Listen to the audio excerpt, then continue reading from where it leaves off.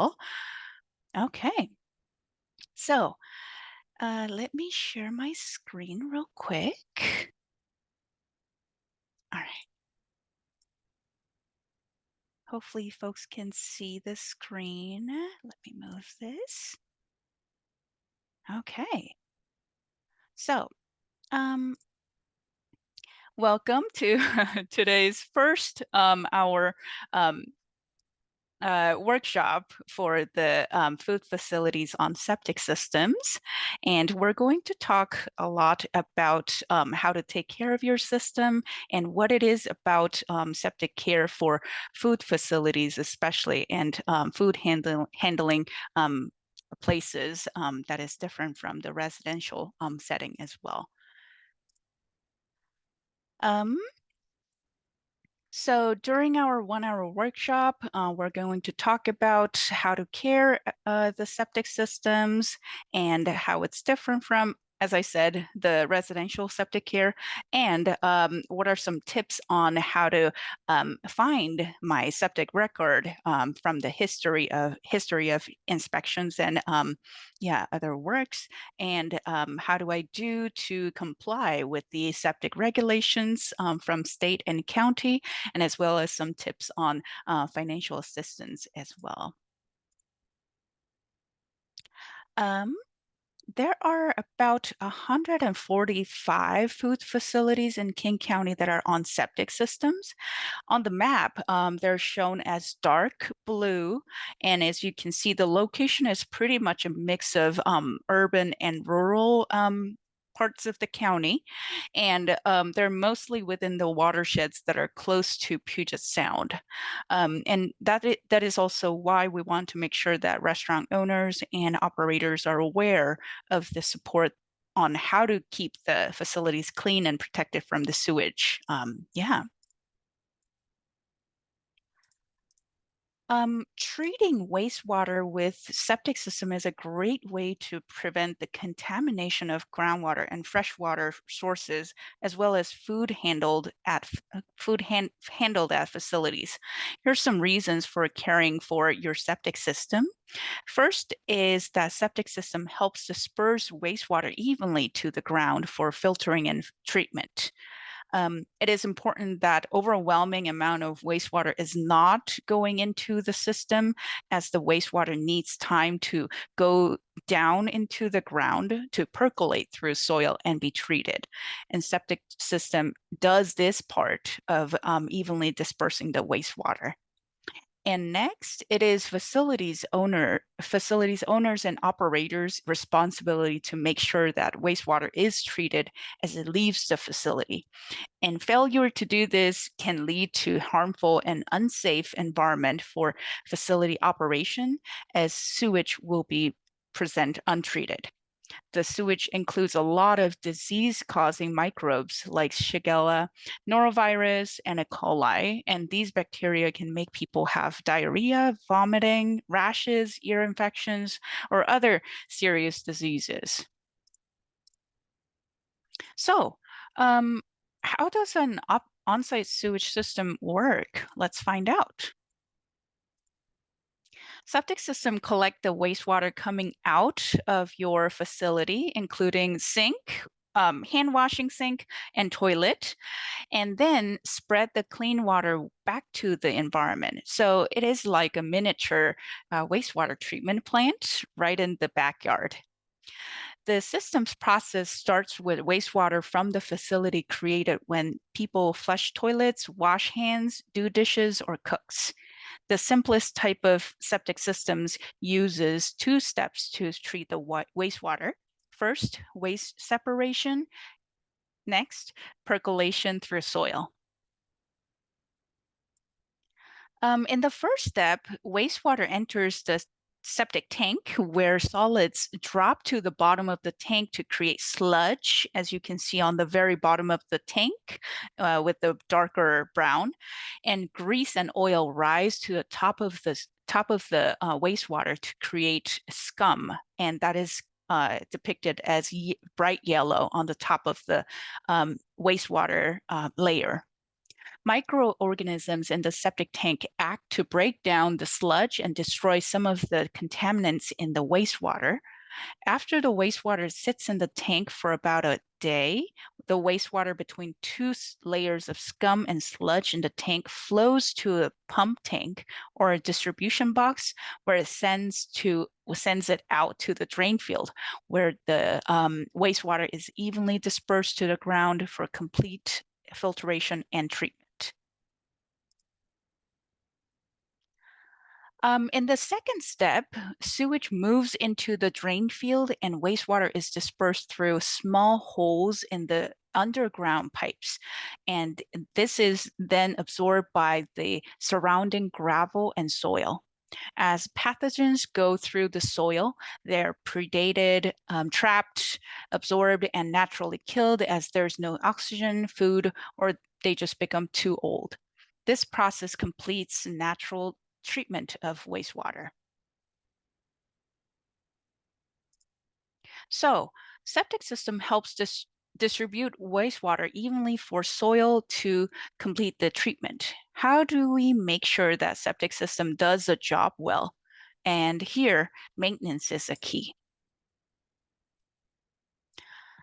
When we say septic system maintenance, think of it with different time period. First, make sure that you have a riser for easy access at regular inspection and pumping. And you can recognize those risers that are usually visible with the green lid on the ground, and those are kind of the portals to for the inspectors to get down and see what is going on in the tank. With the riser, make sure that the lids are secure so that it is not hazard to fall or anything hazardous. Sorry. And next, maintain your grease trap every week to every 3 to 6 months, depending on the use and collection of the grease. And most importantly, professional septic maintainers should come out and do the inspection every year and pump the tank every 3 to 5 years. And this frequency is also depending on the use of the system as well. And finally, every day, make sure you're only letting wastewater and human waste down the drain. And here, Doug is going to share tips on why and reasons for why maintenance is so important. Thank you, NB. Um, and let's see. Uh, I guess we need the next slide. But the reason, thank you. The reason for the probably, as we've mentioned, the primary reason for maintenance is to extend the life of your system, to um, have someone checking that system, first of all, to make sure that um, it's time, whether or not it's time to pump. Um, the wastewater systems for particularly for full service restaurants are quite a bit more robust than residential systems, simply because the waste strength, there's a lot more components, a lot proteins, greases, oils, things that are a lot harder to break down than the typical residential sewage. And by making sure that the system is pumped on time, making sure that the conditions of the components are um, acting as they were when designed, and catching things so they can replace a pump before it fails, or some of them will have aerators that will need to be replaced. There could be cracks in piping, um, things of that nature, or sometimes people will start using the drain field as a parking area, which is definitely not a good thing for the drain field. It's not designed to handle the weight of a vehicle. Um, and of course, it keeps the harmful the pathogens from going into the soil, and if a septic system is not acting as designed, it can potentially put those pathogens into the environment, um, getting into stormwater, possibly eventually ending up in surface water. So that helps to protect um, our surface water, and our ev- ultimately our Puget Sound. And let's see. Pardon me, I'm reading off of another screen too. um, the ultimate goal, of course, is to keep that system operating. A, a septic system can operate 30, 40 years. We have some that have lasted longer than that in the county with good maintenance. Um, um, but anytime you have to replace the septic system, typically the options for replacement are quite a bit more expensive than what the original system was. Um, so some things to consider in maintenance, as far as operations inside the facility, um, uh, are to make sure to watch the water usage. And in a restaurant, I know you have to use a certain amount of water just to maintain sanitary conditions in the facility. But if you have leaking faucets, leaking toilets, things like that, that can put a lot of water into the system that can potentially overload the system with the other water that you're using. So it's important to maintain those fixtures as well. Um, and if in the event there is a septic system failure, of course, if it's backing up into the facility, then the facility must close, and notify the health department, um, because there's no way to operate in a sanitary condition with sewage backing up in the facility. Um, and um, Also, of course, you would want to contact a maintainer, a septic system maintainer, to come out and diagnose the failure. Sometimes it could be something like a broken pump can cause that, something that can be fixed. But if it's a failure of the drain field, then a much more um, costly fix is needed. That's where we actually have to find a different location for the new drain field. Um, and um, let's see, we have a phone number. That is our main phone number there. That's the phone number you can use to contact the health department in case of a failure. If you have contacts with your septic system inspector, if you have their card, of course you can call them as well. Um, and I think we've covered the basics on that. I did want to say, if there's an event where sometimes when this drain field fails, the sewage can actually surface, and that's a case where it can get into the groundwater, and that's what we call a health threat. So that, and many times the the facility will have to either close or um, take some stringent measures to keep operating, limiting menu items, limiting water um, usage, and sometimes the septic tanks can be used as holding tanks. That is an expensive option, but those are the things that have to be to, done in order for the facility to keep operating. Okay, thank you. Were there any questions?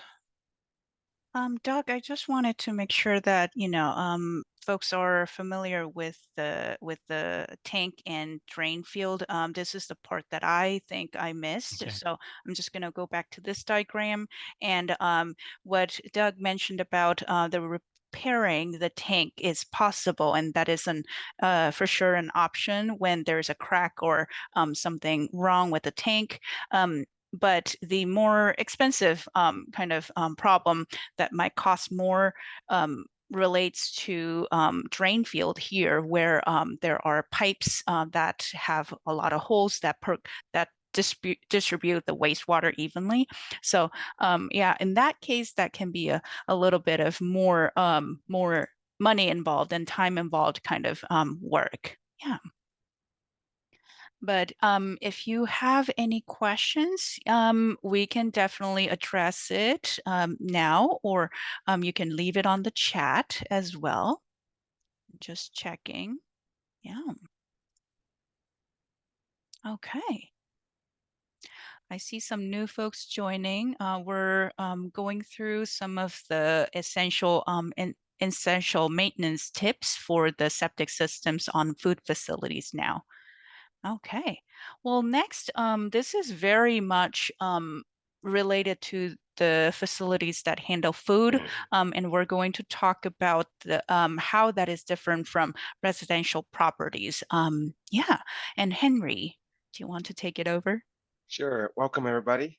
So I'm going to talk a little bit about the grease interceptor. A lot of people call it grease trap, but the plumber do not like them to be called grease trap.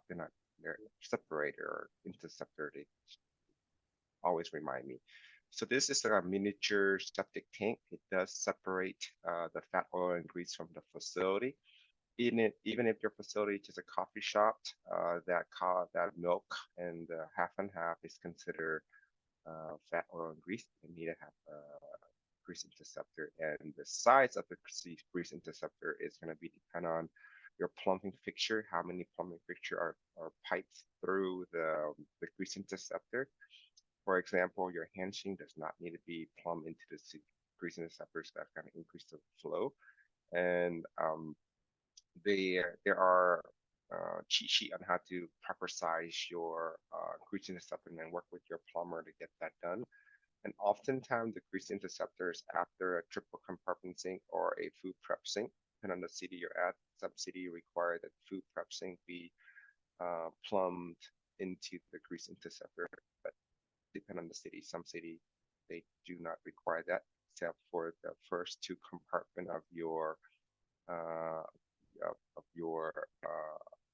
the compartment sink be plumbed, and then your main sink be just indirectly drained. So depend on the city, but the grease interceptor works really well in separating the fat, oil, and grease before it's again discharged into the septic tank, and we want that to be maintained as often as possible, depending on your menu, your flow, your capacity. A general recommendation is 3 to 6 months. So if it's underground, then it's a little bit harder above ground. It's depend on the spacing between your top of your lid and the bottom of your compartments, where you put them. Make sure you have easy accessible so you can take the lid off, and oftentimes you use the scoop the salt on top, and then you put them in a trash can and put it in the waste. Do not compost that. So people say, well, I can compost this, right? Say, well, not really, no. So they want to get this back up and put it in the trash for waste disposal and not for compost. The smell's pretty bad, so make sure wear masks and stuff like that. I've done it many times for my wife when we at the restaurant, so it smells pretty bad, but it's good to get that stuff out. But also for maintenance purpose, you want to make sure you have the sink screen. So coffee ground, vegetable peel, all that solid can be screened off in your sink, so that kind of reduce the solid in the grease trap, also the reduce the solid in your septic tank. So all that preventative do help. And don't put caramel chemical down your drain. That's pretty given. So we want to make sure people take care of it. And the grease interceptor is a great tool to help kind of add to the whole system of the septic tank and the drain field. So that's something that you need to make sure of if your septic tank if your grease interceptor failed, then it add all that grease and all that harmful stuff down to your septic tank that can cause failure. So especially the fat, it's taking a long time to break down the fat, oil, and grease. And also, if your septic system fail, you want to make sure that you are taking a preventive action to close the restaurants and work with your food safety inspector to see if there's opportunity for limited food service, for example, pumping your tank or pumping the grease trap and creating a holding tank while you serve food. That's going to be based by case basis with your food safety inspector. So get in contact with them and then get that a verbal or written kind of agreement in place, and then follow the directions so that allow you to open and operate on a limited basis. Uh, but the grease interceptor is a great tool to have. Most city do require them for new construction or remodels. So be mindful if you're building or you opening a new restaurant or taking over ownership, and make sure you have a grease interceptor in place. And if not, just hire a plumber to do so. Thank you so much, Henry. Yeah. Yes. Um, I had a quick question on that one, because this is so specific to restaurants. I also wonder about the failure of the system. Like, if they don't, if facilities experience that failure, then would they first contact with us to understand what the next steps are, or yeah, what are some good kind of first tips that they can take, actions that The they can take. the first recommendation, if you can't wash your hand or do any food prep, then you should automatically self-close your restaurant and then contact your assigned inspector, tell them the situation, and then the next step is call for your septic maintenance and let them know that you have some issue with your wastewater flowing to the system, and give us a call at our phone number. Hey, my system is not working. Do you have any recommendation, any financial resources per se? But the first important call is call your health assigned inspector, telling them that my septic system or my drain, my pipe is not working, and my water's backing up to the system, and then you just stopped your food service preparation, and then close the restaurant and let the inspector come out on site. And if you have maintainer there that can alleviate the situation temporarily, then if you really need to operate because you need to make that money, the lunch rush or the next day's big catering event, then you want to work with your food safety inspector to get that approval in place. But making sure you can't hand wash, you can't flush the toilet, it's good to just close your restaurant, temporarily close on your own, and then follow the procedure to make sure you get approval from the inspector, health inspector, and maintainer for the septic system. Come out there, give you a solution, even if temporary. It's good to get a solution in place. Awesome. Thank you so much. Yeah. I'm pretty sure people may have some questions. Please put them on the chat, or you can raise hand by and ask questions whenever you are ready. Thank you so much for sharing the grease trap part, Henry. And we're going to talk more about the inspection and the maintenance that is going to include the inspection, pumping, and riser installation. First of all, inspection is a very important key part for maintenance, and this is where you are going to be contacting and hiring certified maintainers and get the inspection service. And this should be done annually for the food facilities. In this process, if you have any questions that what the inspection might look like, you can always visit our website and then click on the link where it will show you the questions that you can ask to your inspector about what is going to be done, and how much it is going to cost, and what kind of key things that you need to keep in mind during and after the inspection as well. And inspection is going to take a little bit of time, and Doug here is going to be able to share a little bit more details on the inspection. Thank you. Yeah, when they do inspection, they'll come out, uncover the lids of the septic tanks, locate the septic tanks, um, and your septic system for your restaurant should have some septic system records. I say most of them do. There are a few I was going through and I couldn't locate them in our online files.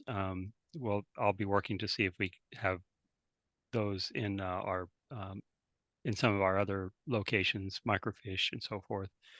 But they'll consult the record drawing of the septic system, locate the septic tank. This slide shows a distribution box, which is a gravity fed septic system. There are a few for some smaller grocery stores, maybe coffee shops, but for the most part, restaurants, full service restaurants, institutions such as schools will have a much more robust system. Typically, there will be a pre-treatment component, which you see down at the bottom where the green arrow is pointing.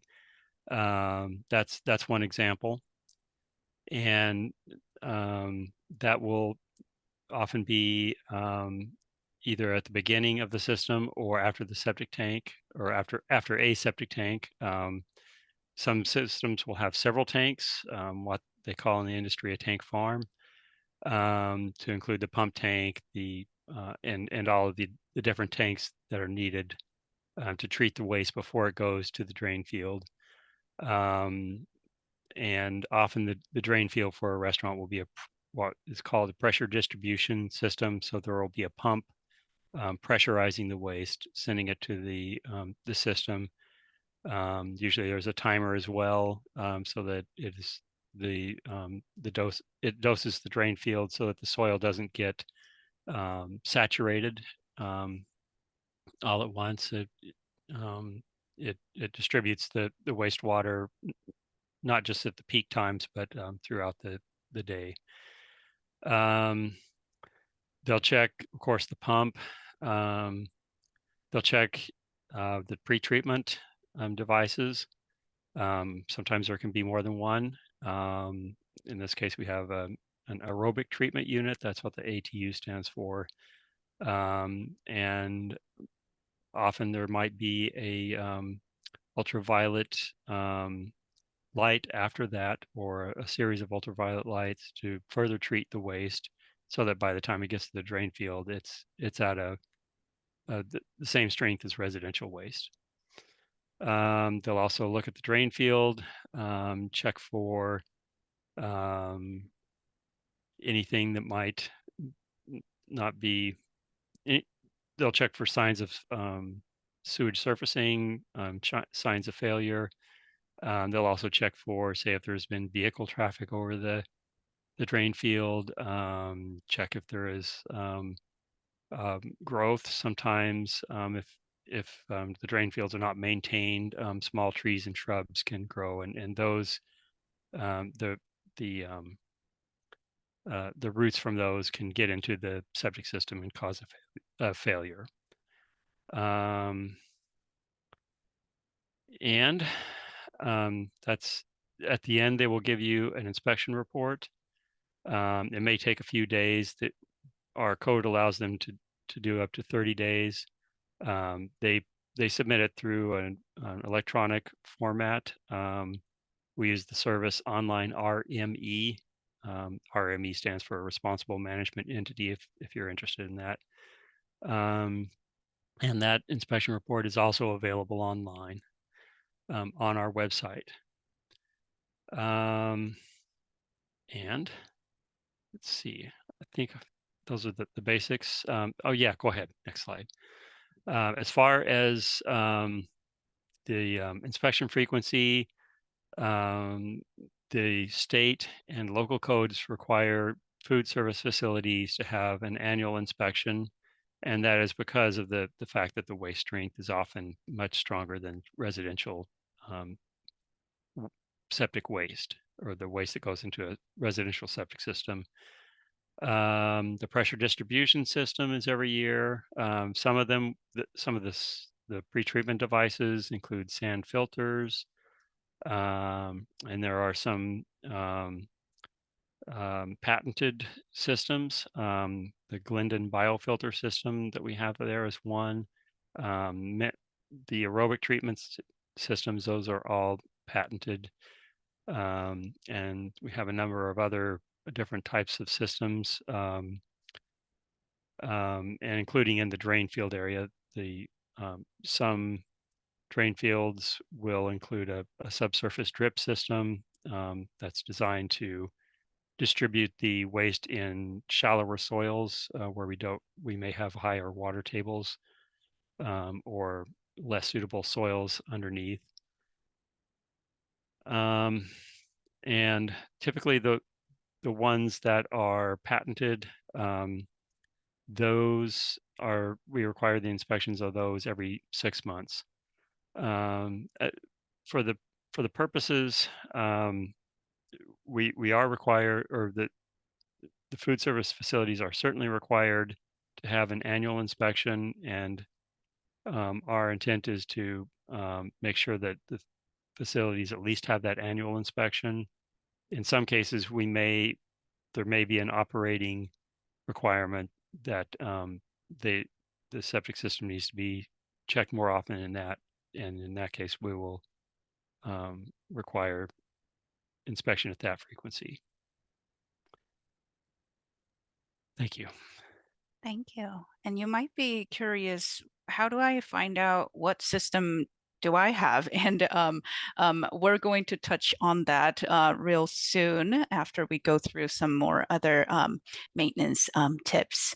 And one more segue on that is that during the inspection, people ask, is it required that I stay there and, during, the process is done? It is recommended that you stay there and then kind of see what job is being done, and you can ask questions on site as well. It usually takes about an hour or two, and and it also depends on what activities that the inspector will do as well. And cost will also vary depending on that too. Like it usually talks about a few $100s, and there might be some financial assistance on that piece, which we are going to touch base on as well on the later slides too. Yeah. Oops. Sorry.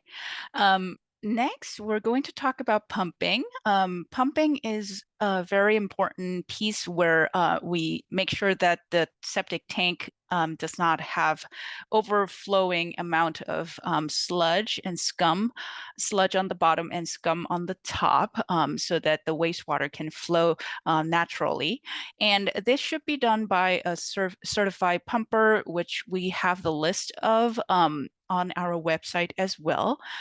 And the sludge and scum should be pumped every 3 to 5 years, but also that depends on how much wastewater is generated too. So it is good to ask to your inspector when the inspection is completed, and you can ask, hey, is it close for my system to be pumped? So you can get a good gauge on when the next pumping schedule would be like. And finally, we can talk about the riser. As you can see on the left picture, there are green lids, and that is a portal for the pumping and inspection to access to your tank. And this is really important and easier process so that the inspection and pumping can be done more frequently, more regularly. And as you can see, think about the car without the hood. And if you don't have hood, there's no way that you can get into and see what's inside the engine. So it's kind of like, yeah, that it's like that car without a hood if you don't have a riser. Yeah.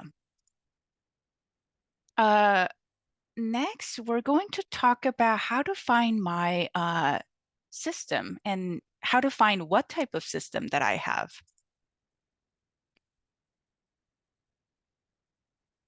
Oh, sorry. Are you hearing this? No, okay.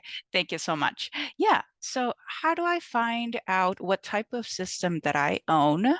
You can go to our website, kingcounty.gov/septic records, and it's shown here. And if you click that, you're going to have a window open with a map, and you can enter your address on the search bar here, and it will show it will zoom into your facility, and then there you can see lots of different records on the left-hand side. And if you click them, some of them will take you to the online RME. And here you can see the as-built drawing that is either original or updated, depending on oops, sorry, depending on what inspection has been done.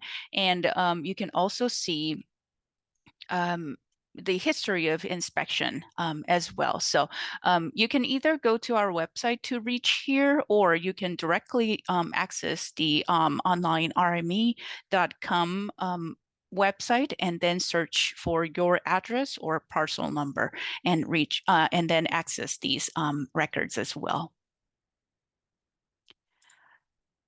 Now, let's talk a little bit more about regulations to know about septic system maintenance for the food facilities.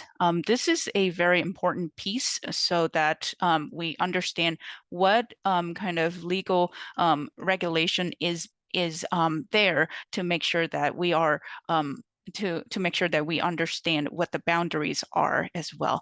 And Doug is going to share more specifics on this. Thank you. Thank you. Yes, as far as how our program will be checking on the um, or tracking the inspections, as I mentioned before, the codes do require an annual inspection, and some need to be inspected more often, every 6 months. But we will be checking, and online RME, we have a report that we can run, and we'll be doing that every so often. Um, it, First to locate the inspections and review them, um, and making sure that we document when an inspection has been received. Um, and from now, um, going forward, you won't be receiving any notifications for at least 6 months. At that time, we will be sending out letters to food service facilities and property owners where we have them, um, or where we have contact information for them. Um, if they haven't received a um, inspection within the last year, and then quarterly thereafter, we'll be sending out letters to the facilities that we haven't received inspections from within the past year. Um, and the point of this is really to make sure that the systems are being inspected regularly. Um, so we will give a considerable timeline for voluntary compliance. Um, it, if at some point a facility doesn't get the system inspected, we will start a notice and order process. Um, and then at that point, a letter will be sent out, and then a timeline will be given for obtaining an inspection. And then if that's not met, then we progress from there. At some point, fines might be um, assessed, and that's I believe it's currently $250 per violation. But as I said, the point of this is really to get the systems inspected on a regular basis to help the restaurants to maintain their facilities and to help them keep operating. And on the next slide, as far as when we receive the report, as I said, we'll run a report and review any inspections. We'll be looking, of course, for signs of failure, particularly if it's backing up or if it's surfacing on the ground. As we mentioned before, if it's backing up, the facility needs to close. It can't operate under those situations per the restaurant codes. If it's surfacing, the on-site sewage system program will start a complaint investigation. We'll go out to the facility, verify if there is surfacing sewage. When that is verified, we will start again that notice and order process, send out a letter, give a time frame for compliance. There are some deficiencies that if they're noted on the inspection report, we will send out a letter for that as well. Some examples that come to mind are if a pump is broken, because that will lead to a septic system failure and backup inside the facility in short order. If the system is, if the timer settings are set so that the system is putting much more water into the drain field than it needs to, that will be another example of when we would send out a letter. And if you do have any questions, when you do receive your inspection report, you're always welcome to contact me. My phone number there, 206-477-8065, or my email at doug.jones@kingcounty.gov. Do be sure to include the Doug.Jones, as there's more than one Doug Jones at King County. The other one is in our wastewater program for the treatment plant. So that'll save a little bit of time. And were there I don't know, NB or Henry, did you guys have anything to add on that? Thank you, Doug. Okay. Thanks for clarifying that as well. I think I had one more piece that the food facility would be interested about the relationship between, like in case the facility needs to close and like there's like septic related issues, is it going to trigger food permit and on that side? So can you talk a little bit more about how those two are related or unrelated? Well, we will be certainly we'll be notifying the inspectors as well and the food and facilities program, though the food and facilities program has their own set of codes to enforce. As far as the inspection non-compliance, that that will be a separate process from the food service permit. So it will not be tied directly to that. If there is a failure, of course, that becomes a permit issue. But again, that would be something we would notify the food and facilities program, and you would be working with your food inspector at that point, or restaurant or food service inspector. Thank you so much for that. Yeah. Um, If folks have any other questions, please, yeah, keep them in mind and then share with us at the end of this. And we have one more piece left about financial assistance. And yeah, we're since we don't have a lot of time left, we're going to just go through real quick, give you some brief ideas on where you can find financial assistance resources from King County. Laura, do you want to take it over? Sure. So, and this is going to be pretty brief because for commercial properties, we really don't have a lot of financial assistance resources. Most of the ones that are on the screen here are focused on residential properties. Craft 3, though, if you do have a catastrophic failure, you're having to either replace your septic system or a very expensive repair or connect to sewer, then Craft 3 does have a loan program that they can work with you to be able to finance that. So that's really for commercial property, the only financial assistance program that we've been able to identify. You're always welcome to give us a call. We're consistently, looking for other opportunities so that we can be of assistance to everybody in King County. So if you are having an issue, definitely feel free to give us a call.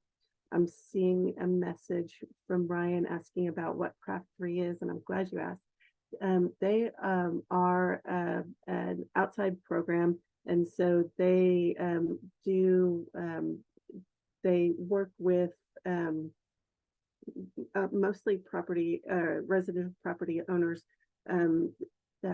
providing either grants funding or low interest, low interest loans, depending on the income levels. The terms of the loans are different, so more advantageous the lower the income. So that's what that program is. They're very nice people, great to work with. So if you need help, then I encourage you to definitely reach out to them.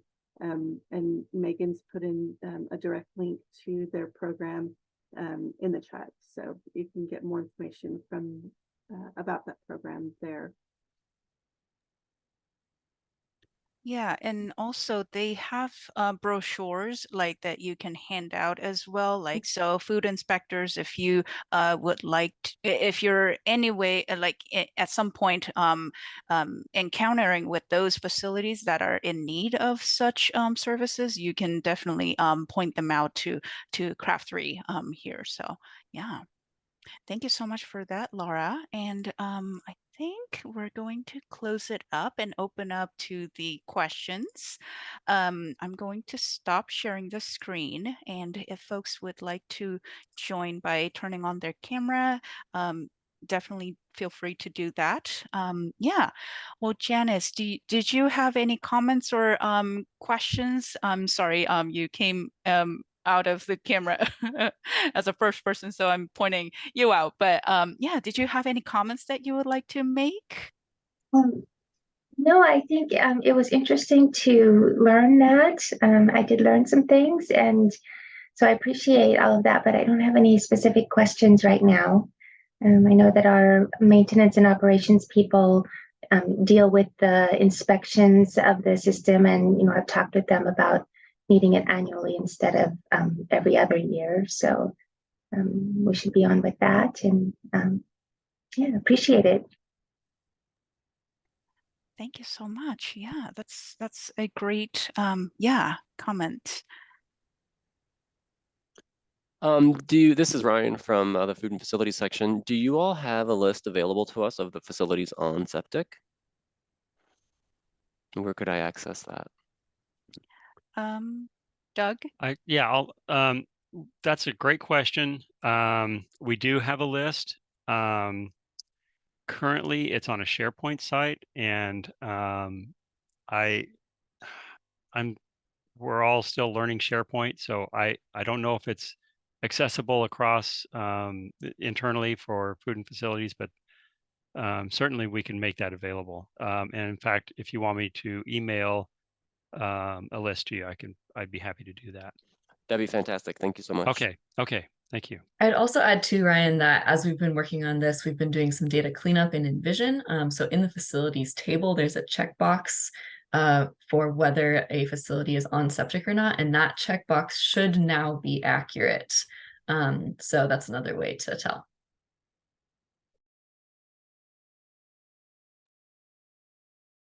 And also, we may be sending out some one-pager kind of summary of this workshop for those people who were not able to make it today or next week. So yeah, if that is something that Ryan, Ian, you might be interested in sharing during the inspection, then definitely we can share those resources with you too. And yeah, George, I saw that you joined as well at the perfect timing as we were talking about grease trap, actually. Did you have any questions or comments that you wanted to make? My only suggestion would be when you guys are sending notifications to the food program, because inspectors do get changed, periodically. I think Henry already knows this because he used to belong to us. Probably just send it to both supervisor and senior so that they can track down whoever's the current area inspector. Otherwise, I know we also have on SharePoint an updated list if that's something that would be a resource as well for both, so on-site can also get information about us. But yeah, this was very informative because I mean, a lot of us have touched base with on-site like back in our college days, but yeah, a lot has changed because when I graduated, they were just starting to look at pressure systems, but now it's like, oh, that's the norm now. I said, oh, okay. So yeah, I hope that, we get to learn more and more about the on-site stuff because that is strange for me because being in Seattle, we didn't worry about any businesses being on a septic system. But now that, out in Enumclaw and Black Diamond, there's a good chance that the sewage is being treated that way. So very informative. Thank you. Thank you so much. And George, do you mind sharing a little bit about yourself, where you're coming from? Just want to make sure that, yeah, if we're talking to a food facility or inspector, I am a little bit confused. That's why. I'm sorry, were you talking to me? I had a little Yes, distracted. yes. Yeah, so yeah, with the food program. And so yeah, sorry. Doug knows who I am, Henry knows who I am. So that's why I was just kind of going into automatic. I apologize. I'm Right. the new face. Yeah, good to hear from you, Jasmine. Hey, Doug. Jasmine, thank you so much for joining today. Yeah, and yeah, thanks for sharing those insights. Yeah, too. So, well, it was really nice talking to people here. Really appreciate your participation. And we really look forward to getting more questions from folks and kind of getting this as our starting point to get more connected with the food facility owners and operators. So if you have any questions, please feel free to reach out to any of us here. And yeah, hopefully we, hear from you soon with good questions as well. Yeah. Well, have a great weekend, and I hope you all have enjoy the good weather too. Thank you you all all. very much. Thank you. Thank And you. isn't Monday a holiday for us? It is Yes. Thanks all. not for school districts though. Too bad for them. I know.